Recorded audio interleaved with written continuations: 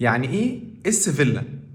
الاس فيلا ده عباره عن برودكت او يعني فيلا من انتاج شركه مدينه نصر الاسكان والتعمير سابقا اللي اسمها دلوقتي شركه مدينه مصر.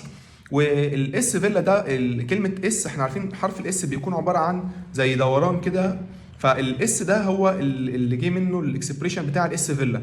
طيب هي عباره عن ايه الاس فيلا؟ الاس فيلا عباره عن اتنين دوبلكس فوق بعض، واحد باصص في اتجاه ولنفترض كده، والتاني باصص في الاتجاه التاني ولنفترض كده. الفكره بقى فين هنا او الذكاء؟ ان هم عاملين في شركه مدينه نصر او شركه مدينه مصر بالاسم الجديد، يعني عاملين ان الفيلا دي بتبص الناحيه ودي بتبص الناحيه الثانيه، وفي بينهم حاجه اسمها فرق منسوب. يعني ايه فرق منسوب؟ يعني وانت ماشي في الشارع هنا قدام الفيلا دي ما تاخدش بالك ان في فيلا تانية في ظهرها. ليه؟ لان انت لما بتيجي تطلع للفيلا التانية بتلاقي ان الشارع بيلف معاك علشان يطلع للارتفاع الاعلى. معنى كده ان الشارع فيه مستويين مش مستوى واحد.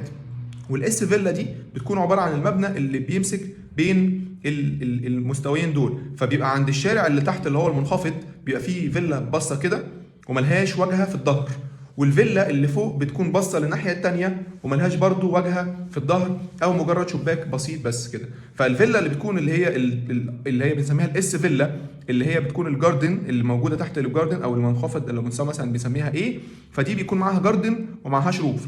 انما الاس فيلا الروف او اللي هي تايب بي او النوع الثاني بيبقى معاها جاردن علشان هي في مستوى الشارع اللي فوق، وكمان معاها الروف لان مفيش حد فوقها. طيب مين احسن فيهم، الاس فيلا اللي هي اللي تحت ولا الاس فيلا اللي فوق؟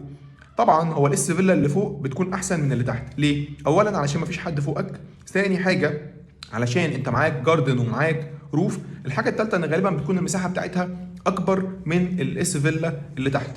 طيب مين احسن اصلا بقى، الاس فيلا ولا الفيلا العاديه؟ طبعا هو في فرق كبير جدا بين الاس فيلا والفيلا العاديه في فرق في السعر. ان غالبا بتكون الاس فيلا لو جينا نقارنها بالفيلا العاديه غالبا بتكون الاس فيلا سعرها احسن من الفيلا العاديه في السعر.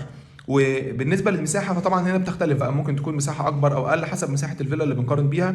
بس طبعا لو جينا نتكلم عن نقطه الاس فيلا، هي فكره كويسه جدا وناجحه ومطلوبه جدا في السوق. ولو حبيت تشتري اس فيلا وحبيت ان انا اساعدك في حاجه زي كده كلمنا على الرقم اللي ظاهر على الشاشه، واشوفكم في فيديو جديد، والسلام عليكم ورحمه الله وبركاته.